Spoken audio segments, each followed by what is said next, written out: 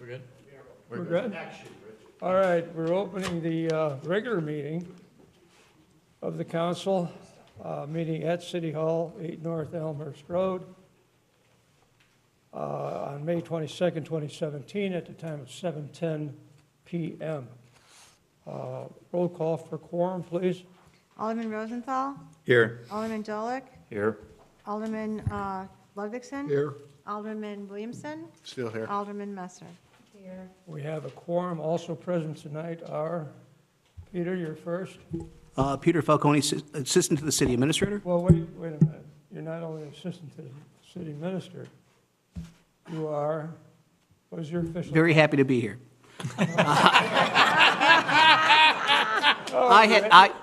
I had the honor of being named the Employee of the Year for 2016, and I'm very grateful. But again, the City of Prospect Heights, the staff here, wear many hats. We're a team. So I would like to say that we are all Employees of the Year. Oh, that's sweet. All right, let's move on with introductions. Who's next? Dan Peterson, Director of Building and Development. Wendy, Wendy Morgan Adams, City Clerk. our administrator, Joe Wade, City Administrator. our attorney, Kevin Carney, City Attorney. and who's left? Deputy Clerk Karen Schulteis. And at the very end, but very important is, Al Stuffin, Chief of Police. thank you for coming. I didn't see you come in. Congratulations. And Rich Tibbetts, City Treasurer. Well, you were supposed to be standing here. And Rich Tibbetts, City you said it. All right, you introduced yourself. Thank you very much. Thank you all for being here. Let's move on with the agenda. We have, to start with, Pledge of Allegiance led by City Clerk Wendy Morgan Adams. I pledge allegiance to the flag of the United States of America and to the republic for which it stands, one nation, under God, indivisible, with liberty and justice for all.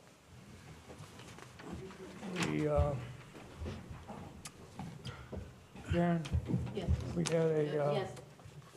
Pastor Joel Bradshaw was here until He left. 7 o'clock. I'm sure he blessed us But all. he did bless us, and he will be back June 26th. All right, so that's the invocation. Thank you. Let's move on. City Administrator, will you take it from here? All right, first item is consideration of the minutes of the May 8th regular workshop meeting. Any additions, corrections? Move to approve the meeting minutes from May 8th. Second. We have a motion, we have a second. Roll call. Okay, Alderman Williamson. Aye. Alderman Messer. Alderman Dolick. Aye. Alderman Ludvixson. Aye. Alderman Rosenthal. Aye. That brings us to item 6, presentations. And we have tonight Mr. Rich Herman from Illinois American Water regarding proposed purchase of city sanitary sewer system. Rich, good evening. Thank you for attending tonight. Good evening. Thank you, Mayor and members of the council, for the opportunity to participate in your meeting this evening. Okay, thank you. Appreciate it. All right, again, my name is Richard Herman, Senior Operations Manager with Illinois American Water Company. With me tonight, I also have Kevin Hillen. He's our Operations Superintendent, both of us based out of our Woodridge office that serves our Chicago Metro District, of which we serve Prospect Heights and a number of other neighboring communities up here in this area as well. So the purpose of tonight's discussion, to pick up on some of the discussions we had late last year in October with the city relative to the city becoming the receiver of the Old Town Sanitary District. And as the city has continued to evaluate its options, study its options relative to its long-term operations, maintenance, and capital investment, we appreciate the opportunity to get back together to you tonight to talk about one of the options that we can potentially assist you with. All right, so just a brief background to piggyback on our discussions from October of last year. Certainly want to express and reaffirm our interest as a wastewater utility provider to continue exploring our discussions with the city as far as an acquisition or sale of the wastewater assets that serve those customers that were previously from the Old Town Sanitary District. We also understand the city has recently completed its rate study, so certainly that is a positive step for the city to understand its long-term operations, maintenance, and financial and regulatory obligations of that system going forward. So we feel that puts you in a good position for also to us to help evaluate some of the economics of a potential opportunity and what that can further look like. And just for background, I know most of you are aware of who we are, what services we provide, but just wanted to kind of reiterate our company background.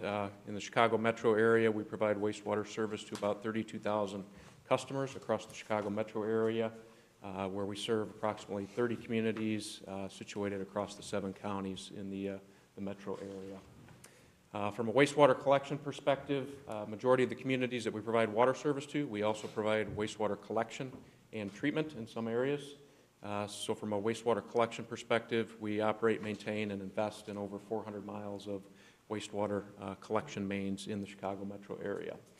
So from that perspective, we're very well situated from a resource and equipment perspective to be an option to the city through a possible asset acquisition.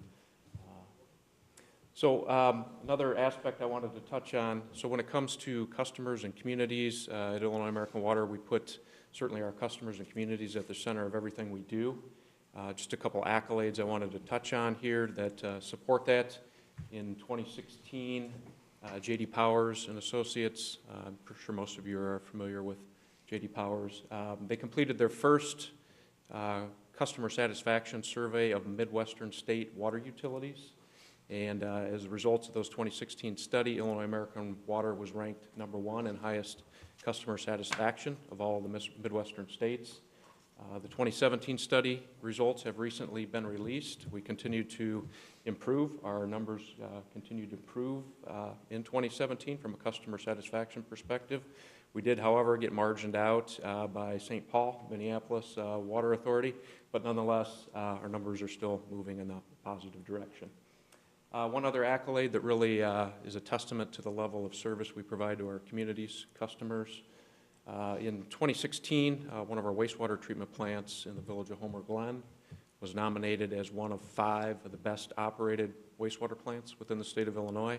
About a month or so ago at the Illinois Association of Water Pollution Control Operators Conference in Springfield, we were pleased to be awarded the #1 best operated wastewater plant in the state of Illinois. So again, from the photo up there on the right, just an accolade to the level of service our field operations and production folks provide when we're providing service to our community and customers. So to cover a couple of the slides from our October meeting, I just wanted to kind of go back and reiterate a couple of the typical approaches that a municipality has that it can go through or consider when it's potentially evaluating the sale of its water and wastewater assets, in this case wastewater assets. So one of the approaches is cost less depreciation. That approach, especially when you take a look at older infrastructure, especially the Old Town Sanitary District, where you look at infrastructure that dates back to the early 60s. So from a cost less depreciation perspective on infrastructure that has a book life of, say, 50 years, we're really at the end of that useful life of those assets. So when it comes to making a book value determination, there's not much value. There's limited value left in that from a book value perspective.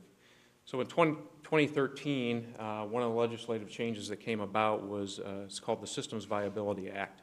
So that was a tool. It actually has a 5-year term on it. It actually sunsets in June of 2018. But the Systems Viability Act allows for higher asset values compared to the cost-less depreciation approach.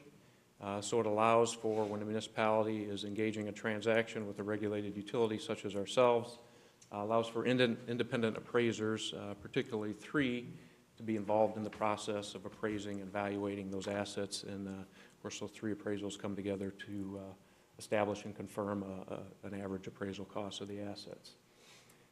One of the conditions of this Systems Viability Act is that as part of a asset acquisition deal, requires those customers that are acquired to be put on a standard tariff rate. And for instance, in Chicago Metro, all of our wastewater customers, we have a common tariff wastewater collection rate. So irregardless of what community we are serving, there is a standard rate for wastewater collection to all of our customers in the Chicago metro area. So from an acquisition perspective, just wanted to kind of touch on a typical timeline, what can be expected. And based on our experience with some transactions we've been involved in central and southern Illinois with other municipalities, typically city request for proposal process can vary. Of course, with the city's assistance from their legal team, we've seen processes take from anywhere from 3 to 6 months to get through that RFP process and selection process at the city level. Once it goes through that process, city makes a selection. They ultimately determine a provider that they're going to engage into an agreement with. There's an ICC approval process. So that draft agreement gets filed with the ICC, and typically this is kind of a worst case scenario, but we would see anywhere from 9 to 12 months for the Illinois Commerce Commission to approve a transaction. We've actually experienced better turnaround times with some other municipalities, anywhere from 6 to 8 months. The next slide here, this may be a little bit challenging to see. Do you all have that in your board packet per chance? Or? They were sent to them. They were sent, okay. All right. So this particular slide was actually a slide that we presented last October. And up at the top there, the green lines, one of the challenges we had talked in our workshop on was the Old Town customers. There was a significant rate differential. The Old Town Sanitary District customers were paying about $6.50 per month for their wastewater collection service. Obviously a very low rate, and one I think that the city's study reaffirms was a low value compared to the operations, maintenance, and needed capital investment that needs to go into that system. But on the other end of the spectrum, there was some customers that are in the special service areas that were paying that service on their property tax bill, that were paying on a monthly basis closer to $24. So in the particular model we ran late last year, we assumed the American Water rate 2017 as we were going through a rate adjustment last year, which became effective January 1st of this year. We assumed that rate would be estimated at $26.50. It actually ended up a little bit lower than that, but I'll get to that momentarily. So with utilizing the Systems Viability Act, ultimately the customers have to be migrated onto our single tariff rate here for wastewater collection in the Chicago metro area. So there was still a rate differential. So we made an assumption of trying to smooth those rates, slowly ramp those up over a 5-year period. So we arbitrarily started kind of at a midpoint between $6.50 and $24 at $16.50, and then each year gradually ramp that up. So after the 5th year, the customers would ultimately move to our full tariff rate. And in that interim period of 5 years, ultimately, any of the proceeds that were gained from the sale of the transaction, or a portion of those proceeds, the city would help potentially subsidize a portion of the customer's bill over that 5-year period until they reach that full rate. So this particular model, again, apologize for the small text up there, but based on a deal going through the Systems Viability Act, we estimated, again, this is just a conceptual estimate. Certainly we would have interest in further exploring and refining, but determined a real conceptual estimate, potential proceeds to the city through a sale of about $7 million. With that subsidy concept that I spoke on, over the course of 5 years, subsidies on those customers' bills would reduce that by $1.2 million, leaving about that $5.8 million in proceeds with the city. A few things have changed since last October, which I'd like to talk about next, that actually alters these numbers a bit. So what has changed? So from last year's discussion to current, we actually had an ICC rate case adjustment that was effective January 1st. We were estimating wastewater collection rates would be somewhere around $26.50 a month as a flat rate to customers. Ultimately, based on the ICC ruling, those came in at $25.50. So the first bullet point down there summarizes that. So for a customer that is on a private well connected to the wastewater collection system, they essentially would receive a flat wastewater charge for wastewater collection service. For a customer that would potentially that would be on city water, where they have a metered water connection, there's a volumetric rate, ultimately slightly less on the front end, which would be $22 a month, plus 10 cents per 1,000 gallons usage, whereas the first 1,000 gallons is included in that $22 on that front end. So if we go back to, back up here. So if we go back to this previous slide, top line there, the 2650 actually drops $1 down to 2550. One of the other considerations in the green cell, kind of in there in the middle, was an assumption of starting customer rates at 1650. One of the things we understand based on some of the articles we've seen, just a real quick glimpse at the city's draft rate study, we understand a number of different rate scenarios were evaluated, and it seems like the city might be ultimately faced with the decision and settling in around a potential rate of around $20 a month for a typical customer. We also understand from the study that there was indication that based on long-term O&M, capital investment needs, there was a reference to an annual escalator of about 3% per year going forward in order to generate appropriate revenues to operate and fund the system. So being said, a couple things that we potentially can reevaluate and alter that actually makes these economic numbers a little more favorable to the city. Certainly, if the city's interested, we'd certainly work with you, appropriate staff, to refine a number of different scenarios based on the rate study. Certainly, we don't know where the city's direction is settling as far as that rate to customers. Say, for instance, if it is settling somewhere around $20 a month, there's upside potential in this model here, so that actually reduces that 5-year subsidy to the city. Keeps more of those front-end proceeds in the pockets of the city.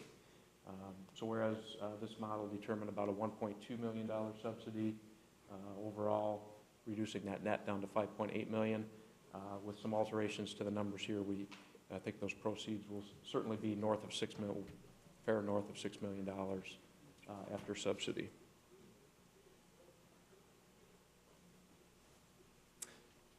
So just to touch on some of the benefits to Prospect Heights as a result of a potential sale of its wastewater assets. Obviously, Illinois American Water, we're situated with the resources, the equipment, whereby at current day we're providing service to a number of service areas that we serve. So certainly from a resource perspective, through an acquisition, the city could avoid additional resources and labor costs for system operations and maintenance going forward. Also, procurement maintenance costs for specialized collection system is avoided, and also potentially avoids additional space for some of the specialized equipment. So if you think about maintenance equipment for wastewater collection systems, Vector trucks, jet riding trucks, very large specialized equipment, not knowing the city's space constraints, certainly we feel that's a consideration or a potential cost to the city to warehouse that equipment. And it's very specialized equipment that does require regular and quite frequent and routine maintenance to keep it functional, to avoid significant expense costs, to keep that equipment repaired. Also, from an internal and external engineering perspective for planning, development, and implementation of capital investment costs, those can be avoided. Illinois American Water is part of our rate or our service to customers. We go through every 5 to 7 years in our service areas as part of our process to plan and prioritize our projects. Comprehensive planning, so for instance on collection systems, we utilize our crews and or sometime in some cases engineering resources to go out and help us prioritize our projects. Since we have our in-house crews that have television camera inspection equipment, we're often able through the course of our routine maintenance get a visual on our assets and utilize that important information to help us prioritize our 5-year capital investments. Certainly as we look at the age of the Old Town Sanitary District sewers, kind of compared to some of the older areas that we serve around the same vintage year, just rough estimates, we certainly see over the course of the next 5 years a needed investment of at least, if not more, $3 million of rehabilitation work in the system going forward. And that's certainly, I qualify that because we haven't actually taken a look at the assets, but we're basing it on similar clay type pipes that we've dealt with in other service areas as well. So also under Illinois American Water ownership, the city would no longer be responsible for repairs, upgrades, and replacements. So certainly this burden would fall onto Illinois American Water, allows the city to avoid issuing debt or bonds and loans for capital projects. Also avoids the need for any special SSAs for wastewater projects in the future as well. So from a regulatory requirement perspective, obviously the collection system discharges to the MWRD. MWRD also is responsive to the Illinois EPA. There's a number of programs out there that the city, I'm sure, is already aware of, but EPA is imposing what's called CMOM programs, Capacity Management Operations and Maintenance Programs, on collection systems, which are really focused on reducing the inflow and infiltration. MWRD has adopted a variant of that program where they're going to be imposing, we're already a discharger to MWRD, so we're already acclimated to what MWRD's requirements are, but there will be ongoing annual reporting, also accountability towards addressing I&I going forward with the MWRD. So obviously, there's, in most cases, to maintain compliance with those programs, there's internal labor, in some cases, flow monitoring efforts that need to happen, so outside expenses that the city could incur, whereas as your service provider, that would be on the shoulders of Illinois American Water. So also one other bullet point here from a customer service responsibility perspective, obviously be adding quite a few customers to the city's administrative duties. So from the perspective of customer service matters, billing and collections, again, all of those, that would be a component of the service that Illinois American Water would provide as a receiver or potentially acquirer of the assets here. So the long-term, the upside, the potential here from the proceeds from a sale of a transaction is that it puts monies in the pocket of the city, allows it to take these proceeds, reinvest in other community priority projects, and keep the emphasis off wastewater in the community. So as far as next step discussions, again, Illinois American Water, we certainly reaffirm our interest in continuing discussions, getting a better understanding of where the city feels it may be going relative to rates. Given that the rate study is concluded, we'd certainly be open to exchanging information from our model and also exchanging information from your final rate study to help calibrate and evaluate a number of different rate scenarios to see if we can come up with a strategy that potentially makes sense for the city. So with that, I will, if there's any questions, I'd be happy to entertain Yeah, those. if I could, thank you. Certainly. Let me try to understand this, like, package it real quick. Sure. We're talking about the sale to Illinois American for $7 million. Correct.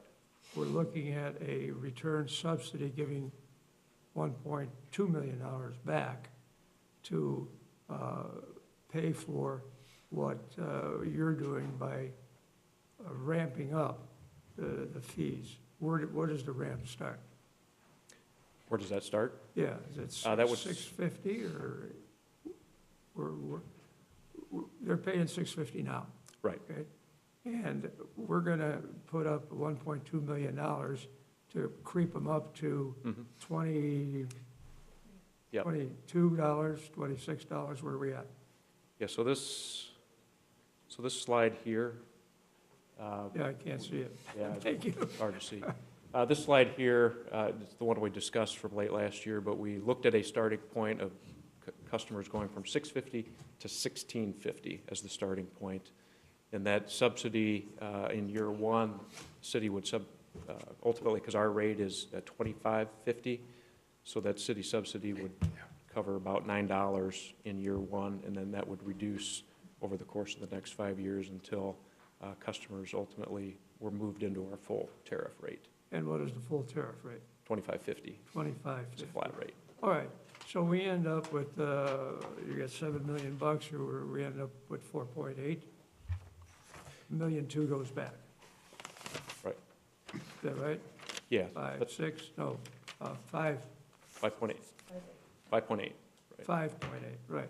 right. Okay, so now we take in 5.8. We have no infrastructure costs. We're done with repairs and all the other things that we would probably give out to contractors, but nevertheless would have to pay for it. Right. So it isn't a lot to be gained there. Historically, how often have you been raising the rates? When's the last time you had a rate raise?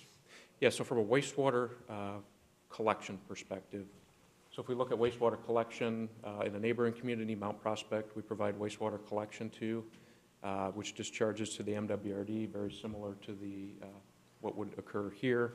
So it has been, our last rate adjustment on the wastewater collection rate was 2003. So we had gone a period of 13, 14 years without an adjustment on that rate.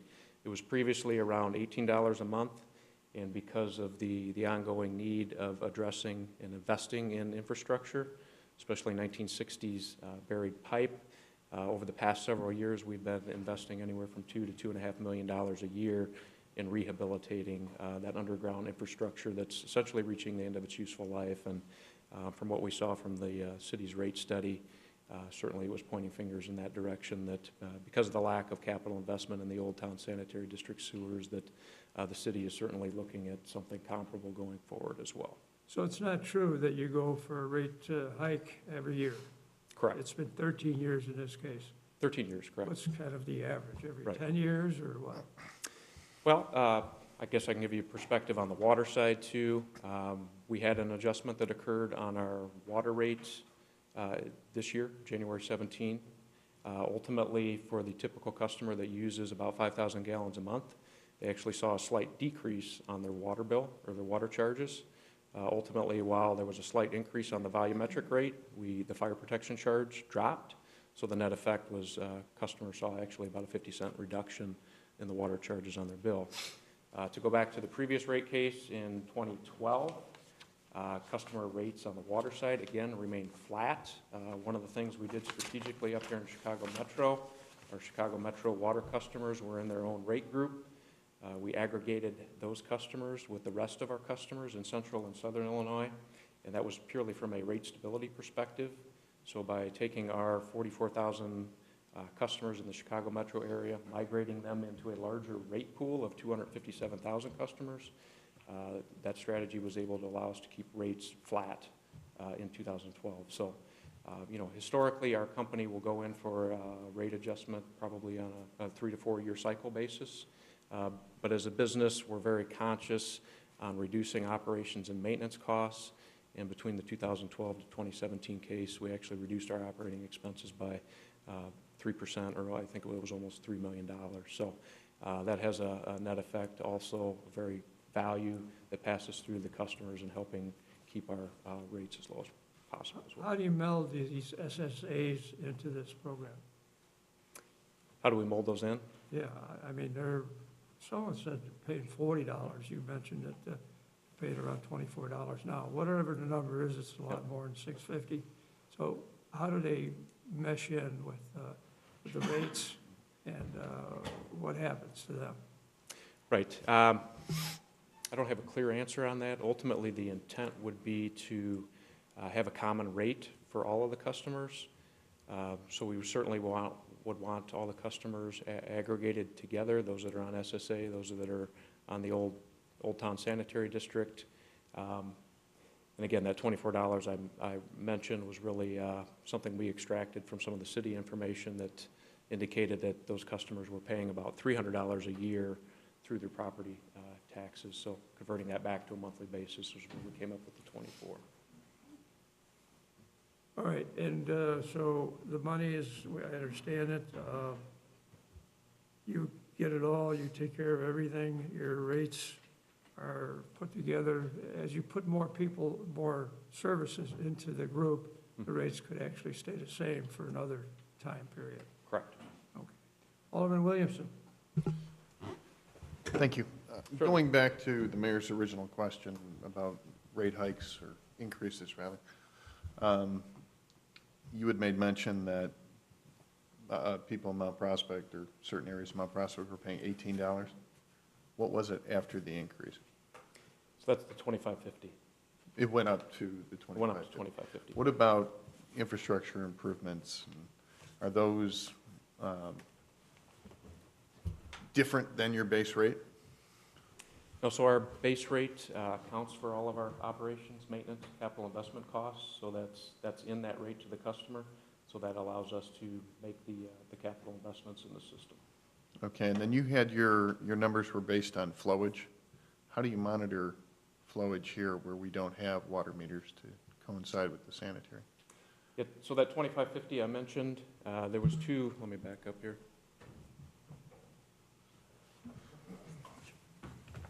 So our tariff has two different rate components.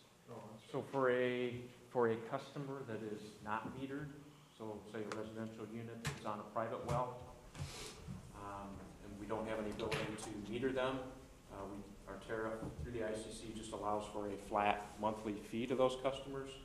So in that case, it would be $25.50 for any and all residential users. For those, however, that would be on a metered water service, the secondary rate there comes into effect, which would be $22 a month plus a volumetric rate beyond that initial 1,000 Okay, gallons. well, thank you for pointing that out. My apologies for not reading that earlier. Yep, works. I'm all done. All right, we're good. Alderman Messer, I have no questions.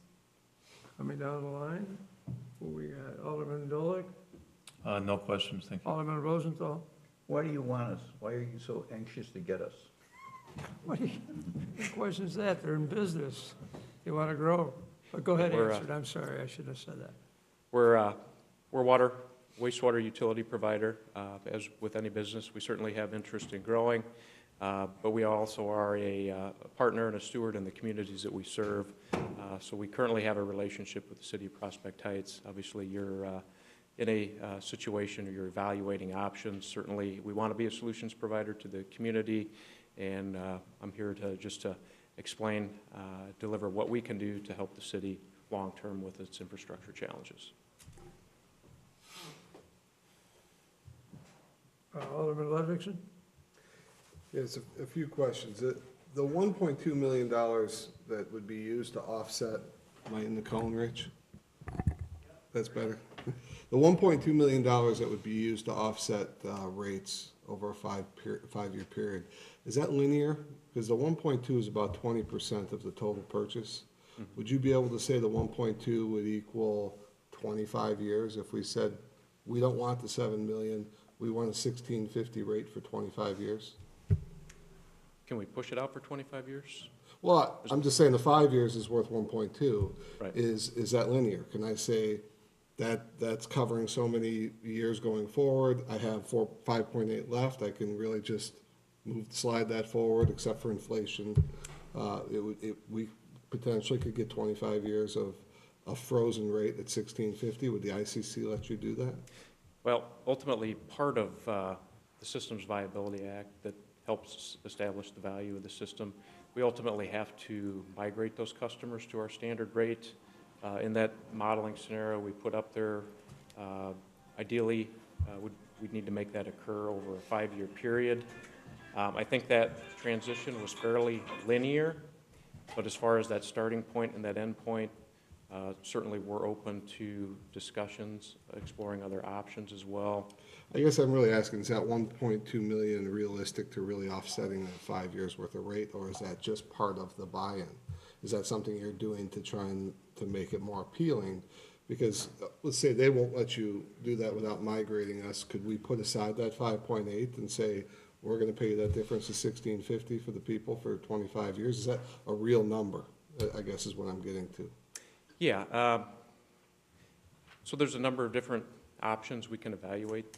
Again, the 1650 was purely a starting point. So if the city had interest in, say now that you've got your rate study done, you determine that the city, say a month from now, is going to adopt a rate at 20. That actually helps put more money back in your. No, I get that. I get that. I'm just trying to have you, tell me that that 1.2 really is a 5-year subsidy, or is that really a subsidized number to make the pot sweeter? You know what I'm saying? Yeah, I think so. It'd be as simple as, you could, you know, we have so many customers that would be on that. We know the 1650 rate is $350 different than what we're paying now. It's definitely a number that could be figured out over 5 years. It just seems like like that number would be bigger, you know, so that it would be a shorter period of time if we said we're gonna use this whole amount to subsidize for a long period of time. Because I'd be interested if we were gonna tell me for 25 years we could have a 1650 rate going forward and live with that, but I don't see how that could be. So maybe if you could show me that, you know, you gave us some information last time you were here after you were here. If you could show me how long that 5.8 would last at a 1650 rate with your normal assumptions, that would be useful. So assuming all of the proceeds go Assuming back all to the proceeds are just a forever subsidy till it runs out at your normal assumptions. Yeah, we'd be happy to How do that that. goes. I can't answer that question because that was a scenario we didn't look at yet. But certainly with dialogue, there's a number of other scenarios in between that we can certainly, now the model's built, we can look at and run and provide feedback. And as part of this, you're saying you're gonna put 3 million in over 5 years initially? That's what your initial expected input is into the upgrades needed in this system? Correct. That's our estimate right now. If we take a look at this comparable age infrastructure here, based on what we've made investments in similar systems, yeah, at least $3 million as a minimum over the next 5 years. Obviously, we would certainly want to, after engaging in a transaction with the city, obviously get our equipment in there, start the TV inspection process, and if priorities were more severe, obviously we would adjust our investment strategy accordingly. Would that change the purchase price? Because we set the $20 rate as a best guess based on what the consultant told us, knowing that if it was less than that, if we came back and said this really held up well, or we don't have nearly as much work to do, that that $20 rate would be frozen. There would be no 3% escalation in there. So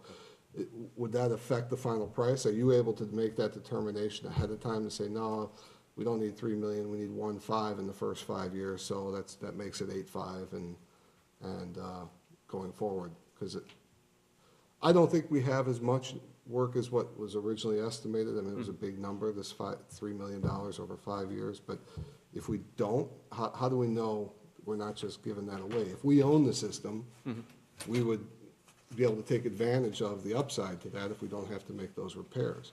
If we turn it over to you and you make that assumption that doesn't happen, what happens then? Right. That assumption is purely based on similarly aged infrastructure. So that figure I mentioned, investing $2 to $2.5 million in all of our Chicago Metro collection assets. We have the ability, since we're all on one single rate tariff for our wastewater collection customers, we can prioritize those monies where the need is. So if within the first, say, 1 to 2 or 3 years, our crews get out there and determine that we really have some significant priorities in the Old Town assets, we would work our budgets accordingly. Obviously, this is after a transaction would occur. Right. So if we determine, right now we're saying 3 million, if all of a sudden we determine that 3.5 or 4 million was needed, we'd work that out in our 5-year investment strategy accordingly to make sure that. But that would go, if it does turn out to be 5 million, that would be, you used the term for that before, that's a bump on top of the ICC rate of 25.50.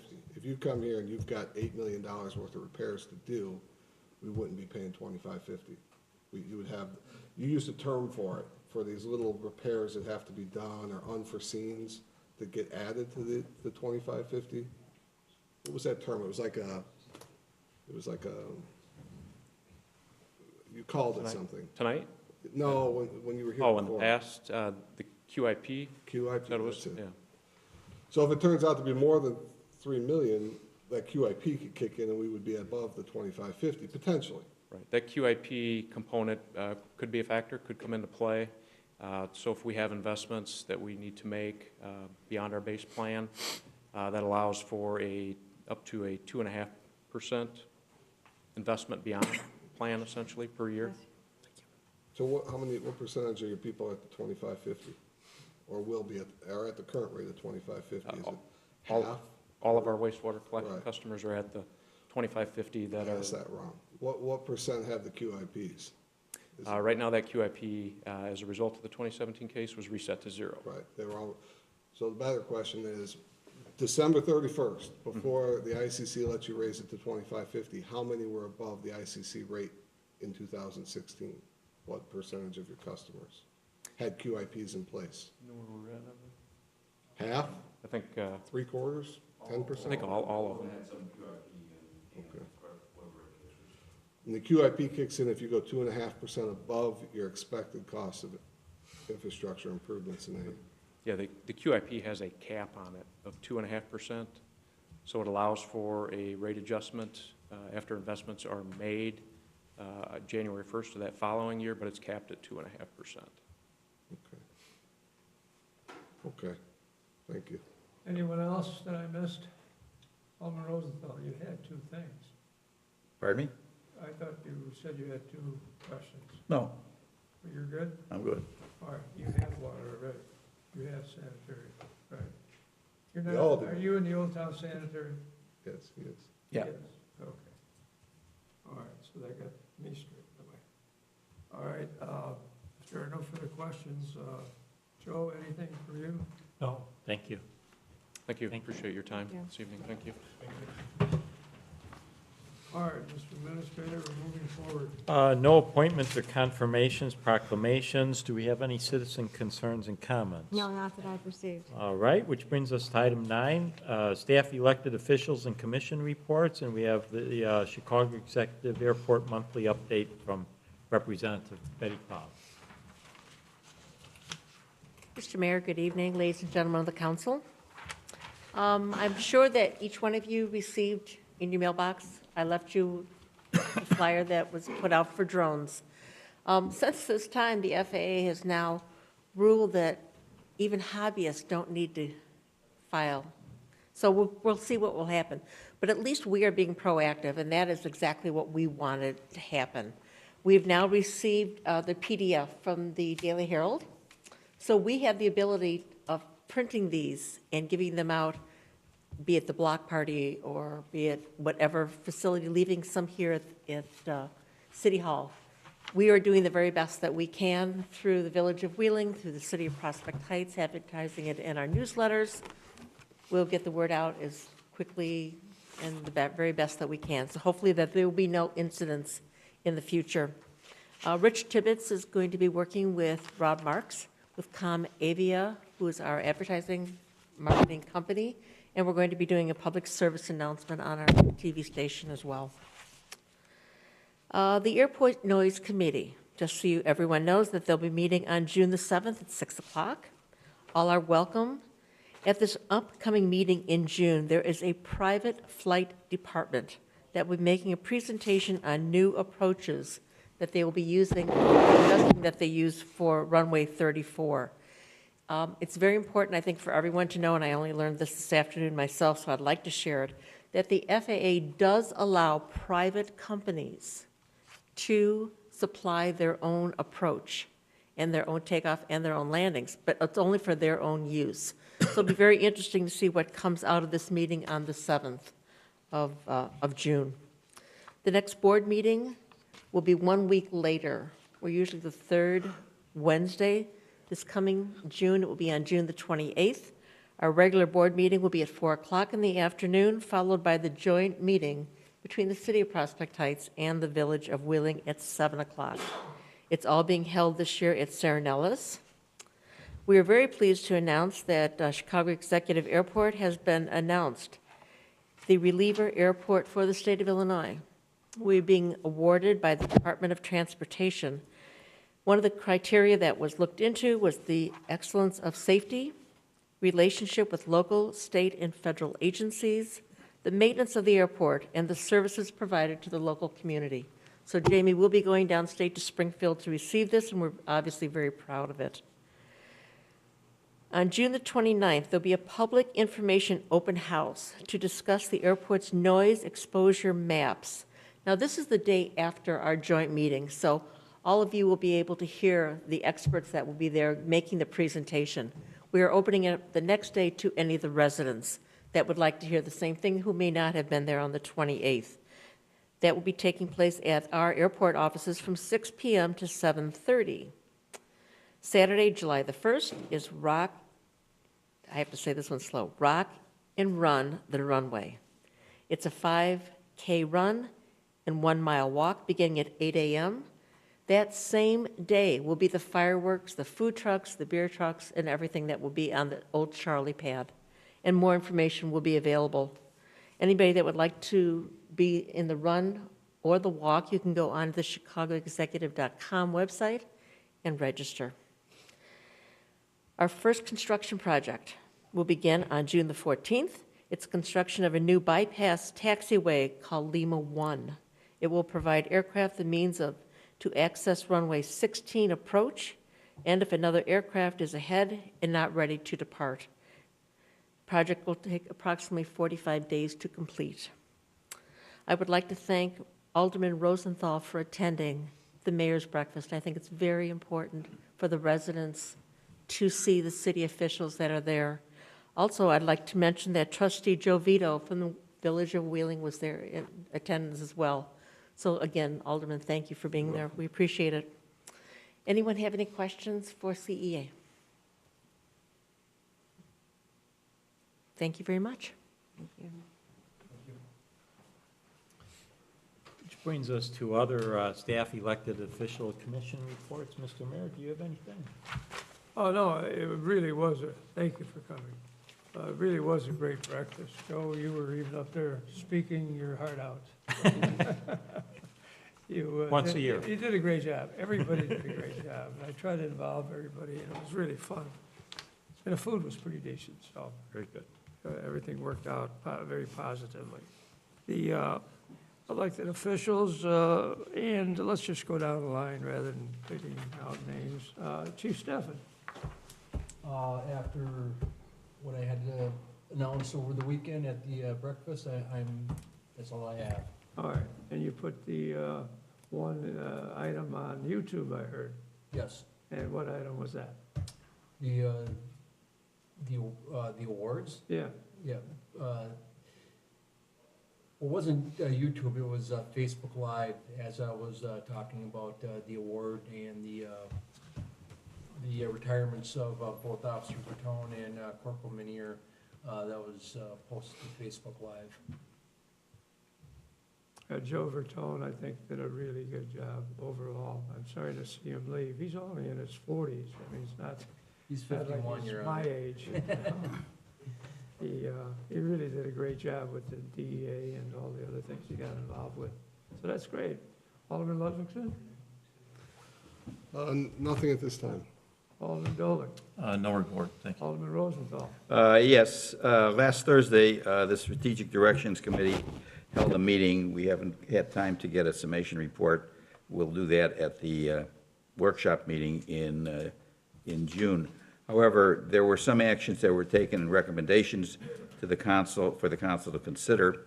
The first one is that we reviewed the report, the revised report and proposal from Tenaglia Associates to assist the city in developing a city center plan. And we would recommend that we proceed with moving forward with that, but before we actually take a vote on it, I'd like to see Mr. Tenaglia be invited to our council meeting in June for a presentation so that all have an opportunity on the dais to ask whatever questions. Also, the focus of it, we discussed the scope of it because there were two sites the committee was considering, and we believe that we're better off at this point focusing on the Camp McDonald, Elmhurst Road area rather than two different areas. However, we do believe that that there is a value going forward with some discussion on the property relative along Sanders Road, and we would like to recommend that the city begin discussions with Allstate to see if there's interest. There's an interest there for the city to assist with an effort to possibly exchange forest preserve property at the corner of Palatine and Sanders Road.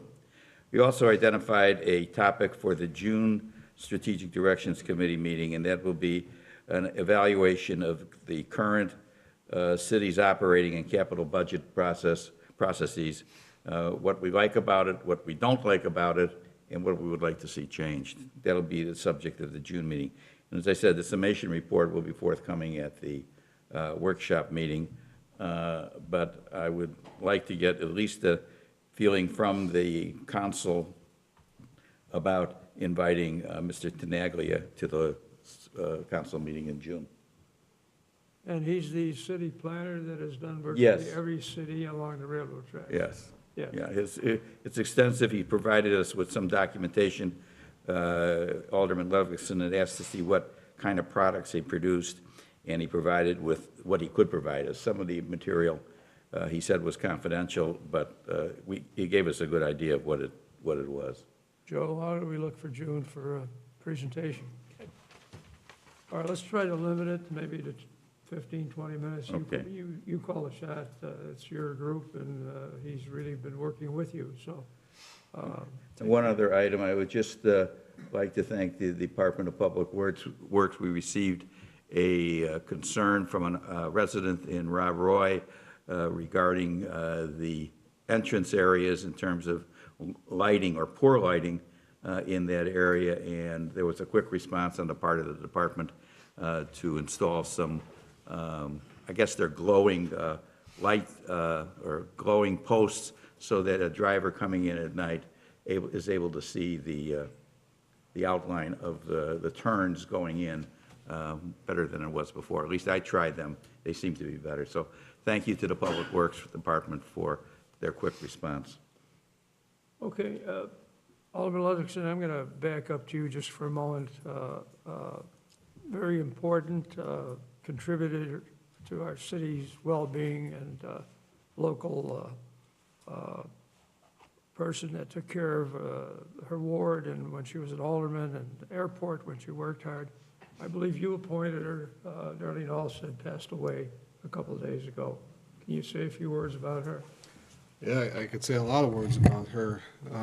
Darlene was on the council before I came on in '03, and she became like a mentor to me on how to get through the city council process and how things got done, and she helped me immensely. I mean, I called her as recently as 6 months ago about asking her opinion of an issue at the city level, and she always would give her honest opinion, and a very smart woman. I mean, we were on different sides of the political spectrum, but I don't think there's anybody I could sit and talk to as easily about any topic regarding government or the city than Darlene. She was very even-handed. You weren't going to outwork her on knowing about the issues. She always educated herself well beyond everybody else on the council when it came to the issues themselves. And when she gave her opinion, it was on what was best for the city. I mean, she will be missed, and I can't say enough about her. Good, thank you. Karen? Mayor, keeping with Darlene Alstead, I just want to let you know that Representative Nekritz called our office today, and Springfield will be putting together a resolution in honor of her. Good, that'll be nice. I did call Alderman Dolig, are you down here? He said he had no report. I had no report. Right, see, you trying to catch me. I know. But I will just add Yes, go as well, Darlene really encouraged me to get involved in the city, both here on the city council and volunteer work, so she meant a great deal to me, so I will miss her as well. That's all I have. I could add, when I was in the airport board, she was a treasurer, and she was really good at her job. She made no mistakes, and she caught our mistakes anytime we made one. Joe? No report, sir, thank you. Wendy? Just to remind everybody that Community Day is June 3rd at the Police Fire Station. at the Lions Pancake Breakfast, and it's going to be a fun, exciting event for the families. All right, thank you, Alderman Messer. Thank you, Mayor. Joe, Dan, and I met with about 65 or so residents on Wednesday evening from River Trails Condo Association. They had a lot of concerns with various matters. Unfortunately, many of the matters were on a personal level with the association that the city has no control and authority over, but we still were able to give them some information and guidance on how to address the issues and the matters that the city could get involved with. We helped, and I want to thank Dan and Joe for being there with me to help answer the questions and keep the crowd under control. And then this past Saturday was the American Cancer Society's Relay for Life event. They've raised over $30,000 in the event for the fight against cancer. And I'd like to thank everyone on the council that made donations in support of the cause. You all know it's near and dear to my heart. I do it every year. It helps a lot of people, so just thank you to everyone that participated in any way. That's all I have. Thank you, Director Peterson. Yes, I'd like to take this time to get out on the airwaves. It's spring grass cutting season. We have been responding to a lot of complaints, and with the cool weather, the amount of rain we've had in the spacings, a lot of people haven't addressed their yards. So please take the time, get out, be a good neighbor, make sure that you're taking care of that. Inspector Perzicki and Assistant Director Taylor are out meeting with folks, letting them know when things aren't right. We've been getting some good compliance, but please be a good neighbor. Good. Thank you. I noticed too that the Chase Bank monument sign area has been well brought up to date. I think one of our aldermen, Michelle Gonamblis, had something to do with that, and people responded right away, including the one up on Peloton and Schroebeck. So that's great. That's the kind of thing we need. We're the eyes and ears of the city. So are the policemen. Now, I tell you that all the time. Policemen are our eyes and ears. They're driving around, they're seeing a lot of things, and they do report them. Peter? Thank you, Mr. Mayor. Two quick items. Saturday, June 10th, the city is partnering with the Solid Waste Agency of Northern Cook County for an electronics recycling event and also a paper shredding or document destruction event. That will be held at the Metro parking lot on June 10th from 10 a.m. to 12 noon. Also, I am pleased to announce that the long-awaited banners along the tourism district will be installed this week. So our brand-new banners will go up. We are applying pressure onto the vendor to get the hero banners before the weekend. We're trying everything we possibly can to do so.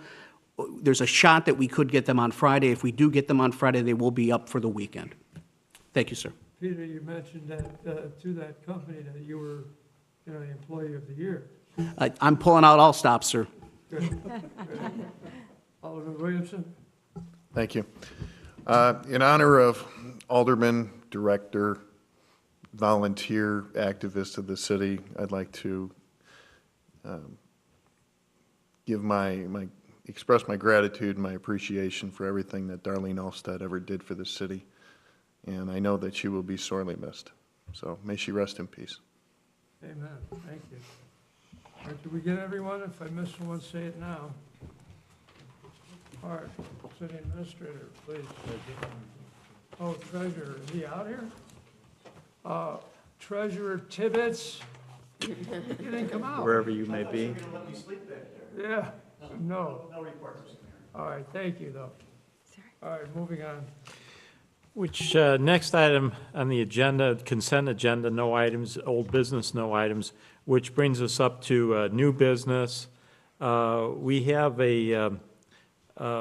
Peter Falcone has been in the process of auditing our liquor code. There are two licenses that are no longer in use. One was the C license, which had been to the Secret Garden, which I understand has been a few years. It's been a vacated license. And then the other is a B1 license at Elmhurst Citgo. So these ordinances, and we're asking for first reading because there's there's no reason for continuing this next meeting.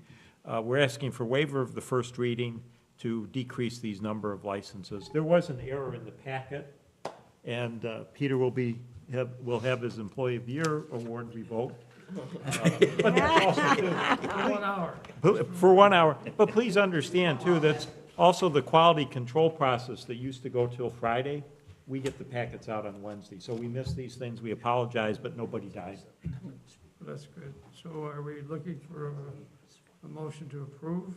We need a the motion, ordinance? a motion to waive first To reading. waive first reading, all right. We have a motion. So I make move. a motion for an omnibus motion to waive first reading for item B and D. Second. Okay. And any more discussions? If not, take a roll call, please. Alderman Messer. Aye. Alderman Rosenthal. Aye. Alderman Williamson. Aye. Alderman Dolick. Aye. Alderman Ludwigson. Aye. Motion passes 5-0. What's next?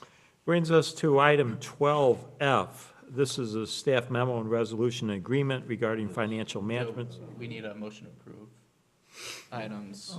Oh, sorry. You need, Motion, Mayor, we can do an omnibus motion to approve items C and E. So Motion, move. Please, we have a second. Second. All right. Now, we can take roll call on that issue. Alderman Williamson. Aye. Alderman Messer. Aye. Alderman Rosenthal. aye. Alderman Dolick. Aye. Alderman Ludwigson. Aye. Motion passes 5-0. Moving on. Now next is item 12F. This is a staff memo and resolution agreement regarding financial management services agreement with Lauterbach and Amon. As the council is aware, the city has reevaluated the finance operations. Previously, this had been, we had a part-time director, budgeted 1,550 hours, that evolved over time to anywhere from 1,900 to 2,300 hours. So we're looking at bringing that to a full-time position. An offer had been made to the incumbent at a different rate. She declined that offer, so then we went out to recruitment selection process. But subsequently to that time, the financial analyst submitted her resignation. So it really caused the administrator to step back and kind of look at this holistically. We did a dual process of recruitment, selection, and interviews, but also to look at the market for contracted services. We evaluated 3 firms as well as evaluated applicants, and it's my recommendation that the city undertake a contracted service agreement, essentially to contract with the firm of Lauterbach and Amon for all financial operations at an annualized price of $225,000 per year. In this, we have requests from council for a couple points that the city would have authorization of the personnel to come here, and also that there'd be a 6-month evaluation period. But the best way, I think, to introduce the company is the people that have done this for some time. They've had quite a bit of success in a number of communities. Village of Glenview is one, the prominently. We have from Lauterbach and Amon tonight is Nathan Gaskill, and also the individual that would be our financial advisor, Michael Ducharme. Michael is a veteran in municipal finance. He's started out with the city of Evanston, many years of Village of Schaumburg, and he retired as finance director of the Village of Hoffman Estates. And they can also come, and this would be a good opportunity to, I think this is new to City of Prospect Heights. I know there are a number of questions, concerns. What do you do that first week? What do you do the first month, 6 months, and so forth? It might be best to get it directly from them. So I'm going to ask Nathan and Mike to come and kind of present to a little bit about their firm, but more importantly, what their plan of action is, what their action plan is for taking over the financial operations of the city. Thank you, everyone, for having us this evening. I'm Nathan Gass with Lauterbach and Heyman. I'm a partner of the firm in our consulting practice. We're a public accounting firm. We only service local municipal units of government. As Joe was mentioning, we work with somewhere in the neighborhood of 500 units of government, mostly in the Chicagoland area, and we would ultimately be the largest finance department in the Chicagoland area. We have just over 100 full-time employees, so this is probably the fastest growing segment in our organization. We have Mike with us tonight.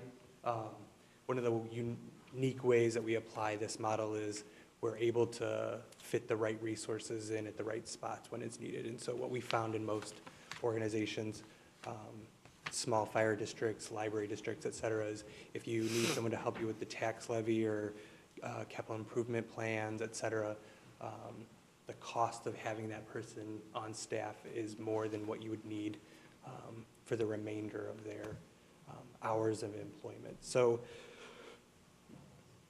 this part of our practice, we have, like I mentioned, we're able to staff accountants, assistant finance directors, finance directors. Mike isn't the only person at the firm.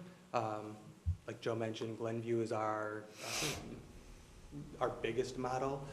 We started that about 8 years ago. We explained and we met with the department heads how we got to where we have come to today. But that initially started out as an assessment of the department, and then unique circumstances happened. And 8 years later, we have 7 full-time equivalents there. We use that as a training ground, so the finance director isn't a person that rotates out of there, but there's 3 staff accountant level people. Our most recent one moved out of there and into a senior staff role because there wasn't upward mobility at Glenview. So we just provide essentially a large finance department accounting firm approach to the municipality, and we have a team lined up. We met with department heads. Essentially, they did a pseudo interview of what the prospective team could look like. We had Lara from our office, who is senior staff, a senior financial analyst. She's been with us for 5 years. She works in a business manager capacity for one of our clients currently. Mike works as a part-time finance director right now for one of our clients. And then we have a few other resources that we're looking at adding to help fill out the needs here. So with all that said, I think Joe mentioned it's a unique or a philosophical change maybe in having full-time equivalents or staff on site. We've dedicated to having full-time presence, so we'll be here every day of the week, 52 weeks of the year, et cetera. We'd like to open it up to questions to the alderman, the mayor, et cetera. But we really view this as we're not a staffing agency. The people come, they become a part of the team, they work with department heads, they help with developing the budget, the tax levy, council meeting attendance. So we become a part of the team. We just have a slightly different build-up model. So graduation just happened at most of the universities. We just hired 4 or 5 new graduates, and then we have 10 interns, so we're constantly developing our talent pool. Questions, Alderman Rosenthal? Yes, first question I have is, given the fact of you coming in a management firm to do this, how have you handled the issue of the audit function with those of your present clients? You know, it would seem to me that in terms of a separation of control and duties, you would have a separate firm doing that. Is that how you are working on it now? That is correct, yes. So the firm that audits the city would not change, and that would not be a responsibility that we would take on. Unless we chose to change it. Correct. But as part of the finance function is always helping with the RFP processing, going out to bid. Okay. We have to work with the auditors. The summer is coming. So. Now, you've answered one of my questions, that there will be a presence at council meetings. Correct. Would you be the person, or who would be the person? Okay. Hello. As much as possible, I'd be the person here on those Monday nights, joining all of you. How many staff will you have, physically staff, here for the 5 days? You know, what will be the staff complement? About, Who and what functionality will they have? similar to what you have now. Our unique difference is Mike won't be here 5 days a week. He would be here about half the time.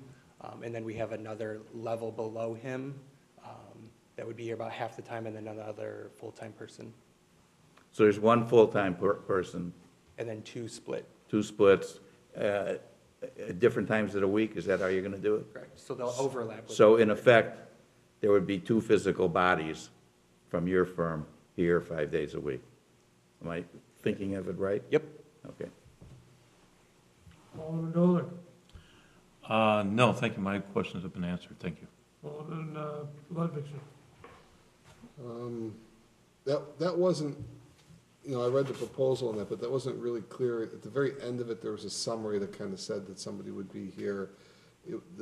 The proposal itself sounded more like you're just gonna assume the responsibilities of the finance department, but it wasn't gonna you didn't really spell it out exactly what you were gonna do. You just clarified that if that's what it's gonna be. I didn't know if it was gonna be an in-house person, or your person in-house here, doing the entry of invoices and cutting of checks, or if that was something you were gonna do at your location.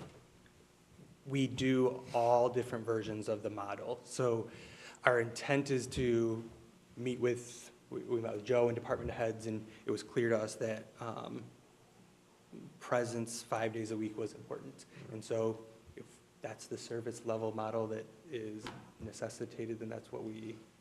Is the model similar to all your locations? You kind of slowly transition locations to your way? I don't have a problem with that. I mean. It depends. Ultimately, what we said when we first met was everyone's unique, right? And because it comes down to the people, and you guys have worked with different, the police department, and everyone there is unique and different, and your chief is different than the chief next door, and so on and so forth. We think we have a pretty good model built where we can take best practices from different communities and apply those in the places where it could be useful. The 2 biggest advantages that we have is we don't have the same benefit cost structure, right? And then the second is the ability to, like in your guys' instance, you had a senior financial analyst who left. We can control and train and replace people relatively, I wouldn't say relatively easy, but more efficiently. And then we can attract a different level of candidates because we have a broader opportunity to grow. Last question, because you're assuming an entire department responsibility, do you also assume the responsibility of, I'm gonna use, 'cause I don't know how to describe it any better, but our TIF filing deadlines, our requirements that we have with the state for reporting and having that information that would really only be within that department? You take on all of that, and you assure us that all those will be met based on what we do or what we would have to file? Absolutely. Okay. Chief Stephan, you have a payroll, I believe. I have no questions. All right, Alderman Messer? I just had a couple comments kind of specific to the agreement. In the notices section, will there be a name filled in the attention area for your company as far as who notices go to? It's currently blank. We can if you'd like. I mean, I'm a details person, and I don't like blanks in contracts. I mean, if there's, even, if it's like ours says city administrator, doesn't have a specific name, if it's like accounting manager or just someone who notices they're supposed to go to. That is a good question. We can put one in there if you'd like. If you have one. I mean, are notices supposed to go to someone specific, or, I mean. Typically, we don't have notices coming from the city to us, except what would go through the city's finance department. Does that make sense? Yeah, but if there is a notice, we have to give it pursuant to the provisions of the agreement, so. Absolutely. So we can add a Ron Amon of Lauterbach and Amon. He would be the. Yeah, or whoever. And then for the signature block, it's the city mayor, it's not a president. Again, minor details, but look at that. And then on attachment A, number 8 for pricing, it says that it commences the day after formal approval by the council. I guess that's kind of vague for me, you know, like if it's approved tonight, are you saying the day after payment is due? I don't know if it'd be better for it to say on the effective date. This way it commences effective with the agreement. Laura, we can make those changes. As long as there's no material changes to the Yeah. agreement, we can make those changes after Okay, the. yeah, like I said, they're minor, I'm expected to look at details at my job, so I do it everywhere. And other than that, I had no questions. I liked the agreement. I have no questions. The presentation was very thorough. Thank you. Joe, questions and/or directions? Maybe, Nathan, we spoke on the phone. If you could just offer the council an idea of the transition when you come in here, what that first month or two, maybe that's a better question for you, Mike, because you're the hands-on guy, but just to give council hopefully some reassurances to. Absolutely. So we put together a small little like project management or implementation plan. I'm sorry, you're not speaking in front of the microphone. Thank you.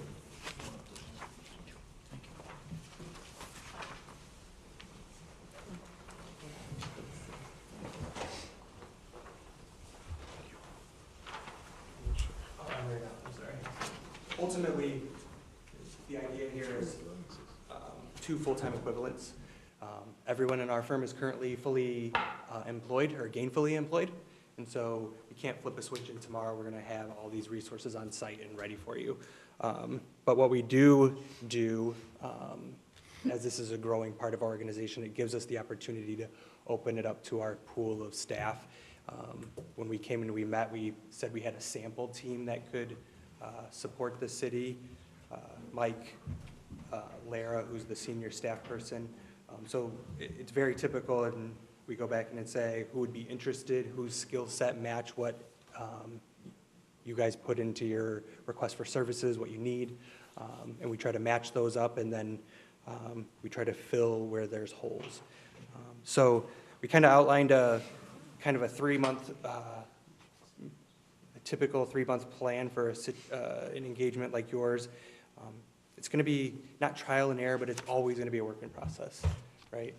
And so our first steps are going to be, we have to get in, we have to make sure that the assumptions that we understood to be the case here are payables being paid timely, are the vendors receiving the 1099s and tax notices, is payroll okay? Month-end reporting, bank reconciliations, is the council getting their financial information on a timely basis? And then matching up those needs with the availability of the transition of those staff people. And so we would estimate that it's going to take 2 to 6 weeks to get the transition of the staff people. So we have a few candidates ready in the waiting to fill the senior staff person's role so she can move up into this role. Mike has a pretty good plan. He had vacation. He was working less part-time, so he said he'd be interested in working more. And then our remaining hole would be our middle person, which we're currently interviewing staff for. And then anybody that's into project management, it's always, I think we wrote it down here as assess, implement, review. And that would be an ongoing cycle. Accounting software, we can help with any special studies. We saw your presentation from Illinois American Water. All right, how do we hire him? What happened? Mr. Mayor? Alder Rose. Just a couple of questions came to mind. What is your target performance target when it comes to end-of-month close and reporting of end-of-month for your performance? What performance targets do you operate under? So our primary one on a month-to-month basis is that you have financial reports for the prior month at your next board meeting. So you guys are the second Monday. Second and the fourth Monday. Second and the fourth. Yeah. So our goal would always be the first board meeting after the end of the month to have month-end or monthly reports. Okay, okay. I forgot what my second question was. That's okay. Go ahead.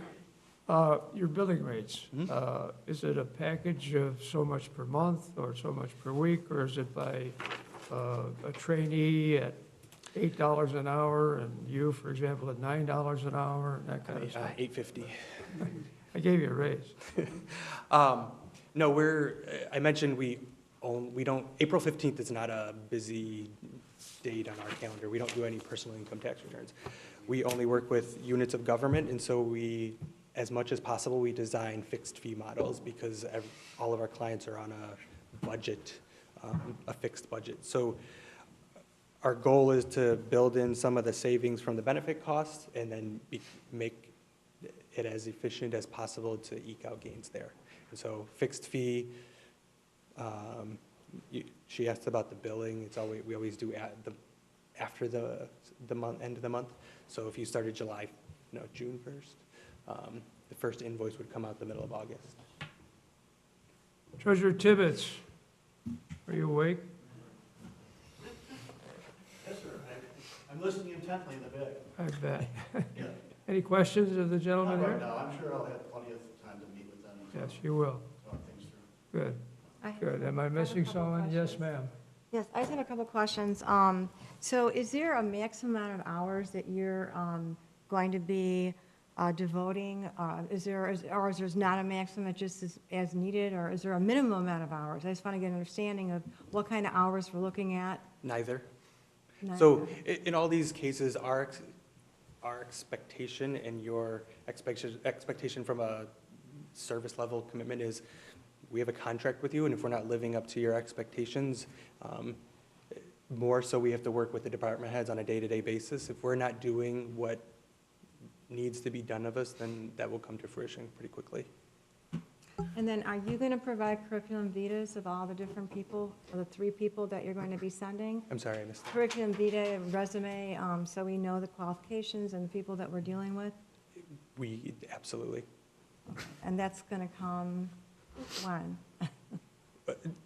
That also always becomes a difficult question when you're trying to replace full-time people. We said it when we met with Joe and the department heads is, I can't give you a resume for somebody for a job that doesn't exist yet, right? And so when we brought our sample team, and fortunately enough, we tried to understand the needs of what Joe communicated to us and where Prospect Heights is and where the right skill sets within our organization were. We tried to bring the right people to the table the first time, but 3 months ago, we were at the same point with another community, and the council said no overnight, and so none of that came to fruition. We can tell you we have people, but our system and model is the people, but if Mike doesn't like it here, or if Lara doesn't like it here, people can leave of their own volition. And so Mike doesn't work for me, he works for Lauterbach and Amon, but he also works for the communities that he goes to every day. So we can provide you resumes of the people, and just like Joe had mentioned earlier, you guys have the right of refusal if you don't like a person that we were to assign to work here. I guess the point was that we would know the qualifications and experience of the people before we would accept the contract. That's the question. We can provide those. Well, as the contract's drafted, no. We have the right of first refusal on proposed employees or proposed consultants. Okay. But if the way the contract is drafted right now, and Laura raised an issue, she wanted to change the language from it's effective the date that it's approved by the council to the date of execution, which would be, I guess, after we make the changes that were the Scrivener's changes and any other changes that the council brings up. We would have to, if that's a requirement that you'd like to see added, we'd have to change the agreement. Yeah, I would just be, it would be important to know, again, the experience and level of ability and qualification of the people that you're sending. That would be important for the contract based on the price that you're quoting. May I chime in?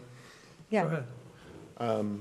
I believe that within the contract, we have the ability to determine, we get to try as we buy, as we buy. So we have the ability to terminate it for, within 6 months?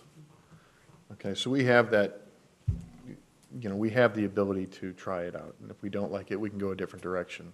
Right, but we're committing to 6 months, and the question is, and I'm not criticizing, I'm simply saying that, I don't know what, when you say a senior analyst or director, I'm not sure what exactly that experience and qualification comprises of.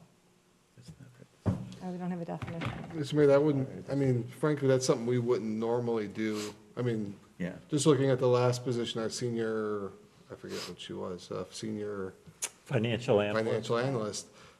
When she received that position, I didn't know what her background was. She was currently here. That's almost, I know this is a consultant coming in, so it seems like we want to look at every angle a little differently than we would our normal process, and that being the city administrator hiring this type of person or this level.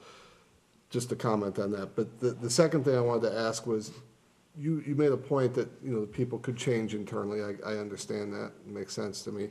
But do you have a system in place that you're reviewing their work so that if something happens where somebody up and leaves, that you know where they're at? Or, when we get our financial reports or your closing months, somebody else in your office is looking at it like an account manager?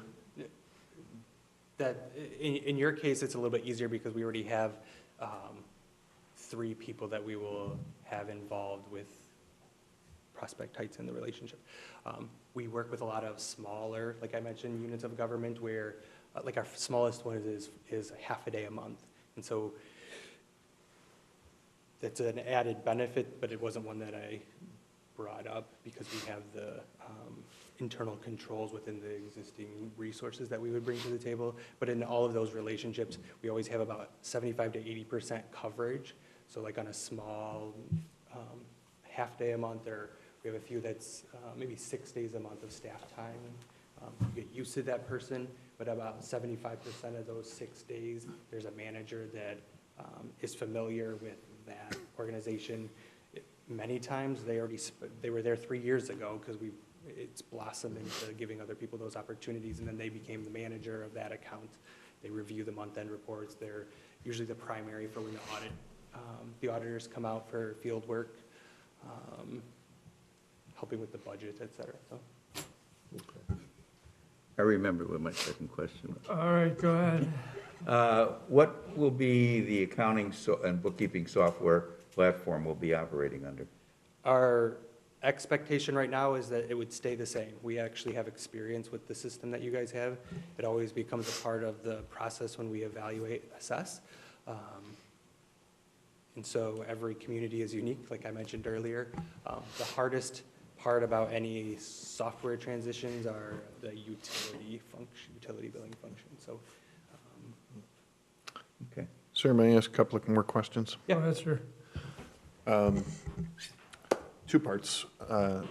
Mike, when you come in, do you do a thorough review and assess our standards and procedures right now and fix what you deem to be broken? I can tell you that when Please I do. come to Prospect Heights, I will treat you the same as I would treat anyone else, and I would start by taking your audit that's prepared. Yes. Seeing if there's a management letter that was presented with it. Management letter basically has comments in there from your auditing firm of improvements they'd like to see to the system.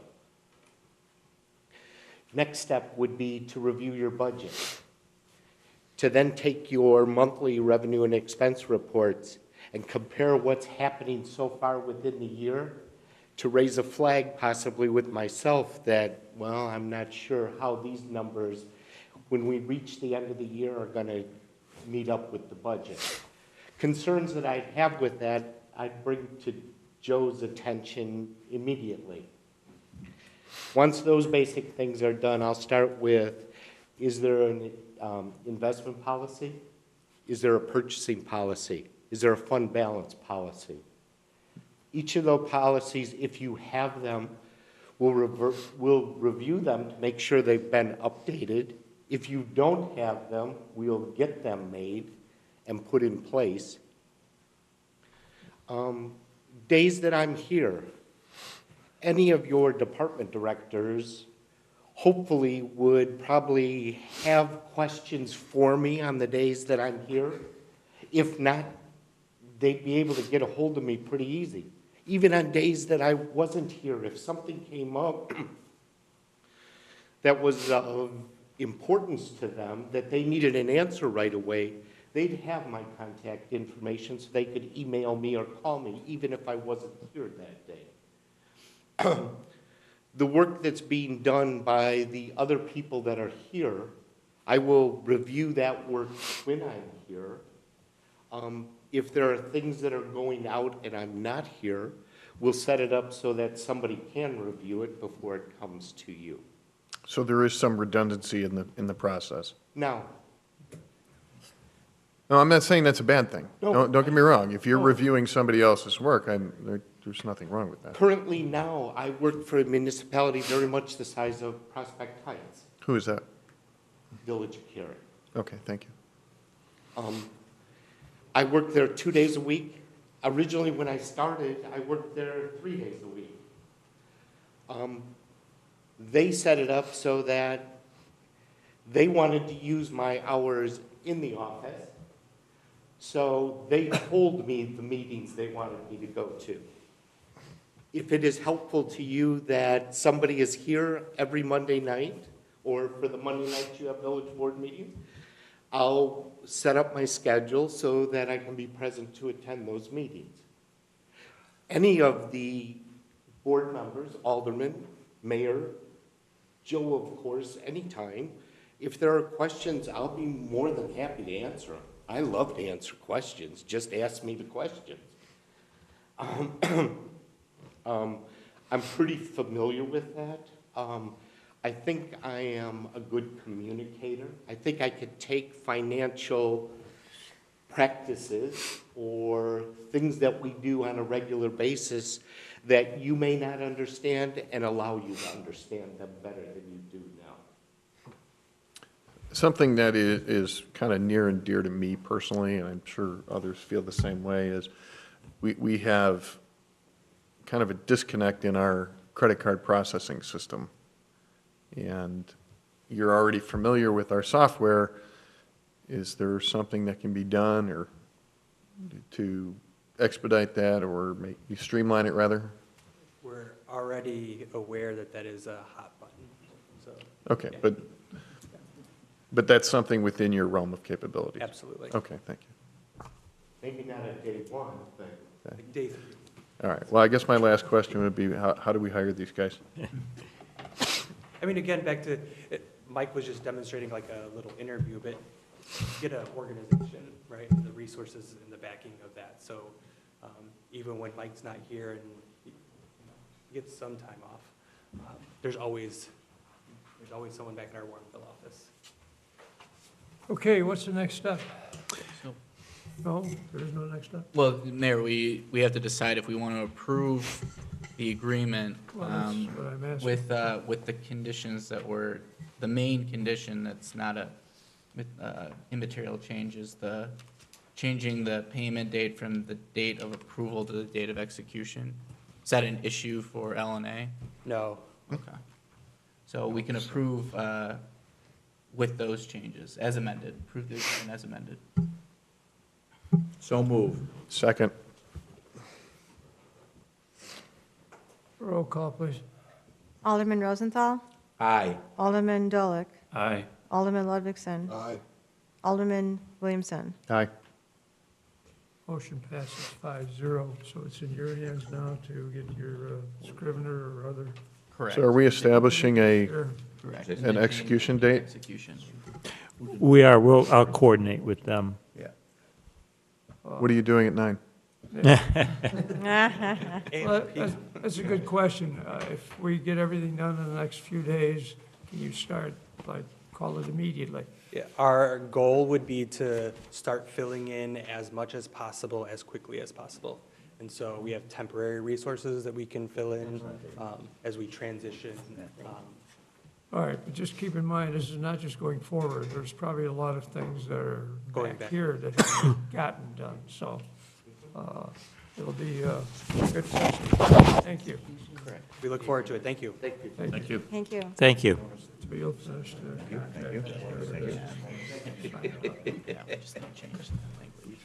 All right, what's next, Mr. Next item is G. This is a staff memo and ordinance establishing a capital improvement program for the city of Prospect Heights. It's an annual item, and it's just first reading tonight, All right. which would bring us to item 13. Joe, we passed 12A.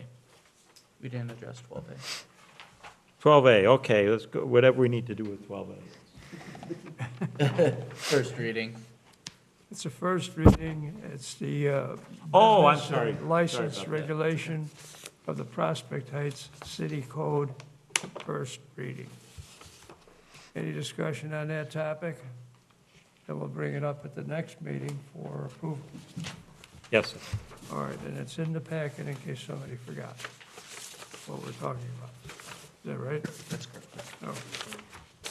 Where are we at then after that? Item 12G, staff memo and ordinance establishing a capital improvement program for the city of Prospect Heights, first reading.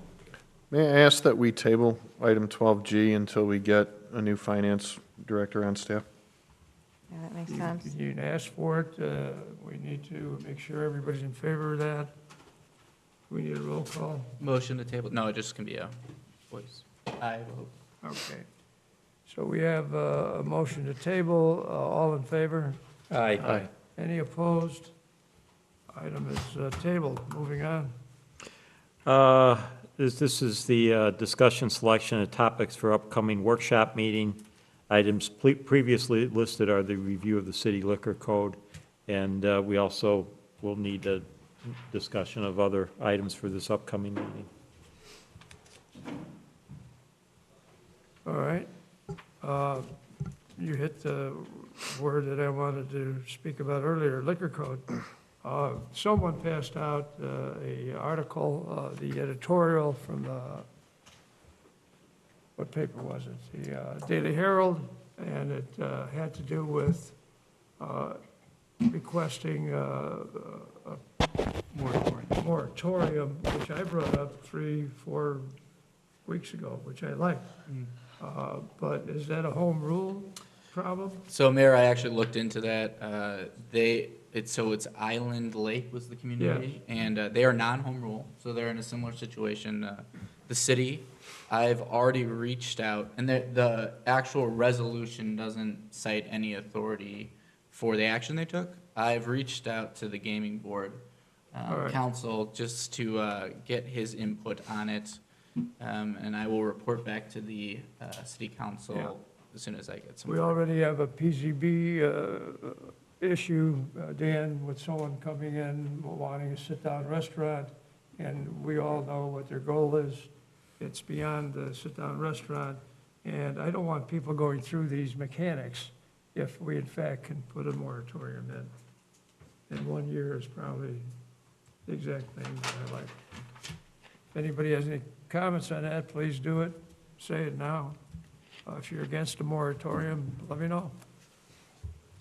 And if you're not, then we can proceed. Mr. Mayor, my Yes. comment would be that we can do that already. We don't even need the moratorium. We just have to agree not to issue liquor licenses. So if somebody comes in and wants to have a restaurant, they're more than happy that they could have a restaurant. They just don't have to have. I understand, and you're probably right, but I don't like the idea of a person saying, well, wait a minute, you just gave Charlie a liquor license, why can't I get one? Right. If there's nothing on, something to grab onto, an agreement, a moratorium, whatever it is. I'd rather have that in place. So you're going to, Kevin, you're going to look into this and see what you can get Yes, for our ma'am. next meeting. Yes. okay? Is that okay? Yeah, I mean, but in the meantime, I know the current situation you're talking about, I'm not sure it would comply with our regular zoning anyway when it comes to size and whatnot, but that's the easiest way to control that. Yes, of course. That would be a good way to do it. But then, you know, when a hotel comes in that wants a liquor license and so on. I mean, it's not going to be that easy. But I like the idea of a moratorium. We're not shutting it down, we're just putting it aside for a year. That would be great. Anyway, you'll give us a report. To bring everybody up to speed, that one item on this week's PZBA, we were notified today that the applicant has asked for one more continuance to just see if they can make the required improvements to the facility to meet the requirements for a restaurant. So there will be no action coming forward out of this month's Good, PZBA. but I think you ought to tell them that you're going to be hard and fast on the requirements to make a sit-down restaurant. And you can also, this is a public meeting, let them know that we're talking about a moratorium on video gaming. Will do, sir. Okay? What's next? If there's any discussion for the upcoming workshop, we may need a topic. All right, and we can call you if we need a Yeah, time. Mr. Mayor, we probably do need to do the water, the sewer issue, because we're going to be coming up to the next billing on that in 30 days probably. So Right. we really need to resolve that. And what would you like to do? Oh, I mean, we had, what was the end game of them coming here today? What are we going to Right, do next? okay, so you're saying that should be a topic. It should be a topic. Topic with action. Correct. Okay, can we move on to approval of warrants? Am I in line here? Very good. Yes, sir. Madam Clerk? So total expenses, regular expenses for this period, $186,450.19. 4/28/2017 payroll posting, $143,117.18. 5/10/2017 IMRF payment, $19,470.23. 4/19/2017 police pension payment, $41,387.08. Total warrants, $390,424.68. Motion to approve as presented. So move. Second, please. Second. Second, further discussion. There being none, roll call. Alderman Rosenthal. Aye. Alderman Ludwigson. Aye. Alderman Dolick. Aye. Alderman Williamson. Aye. Motion passes 5-0. Resident comments? None. that I- None from all these residents here?